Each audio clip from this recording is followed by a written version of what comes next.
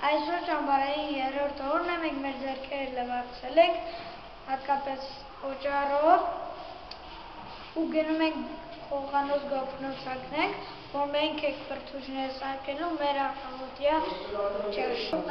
Կարողանում ենք արդեն բրդուճ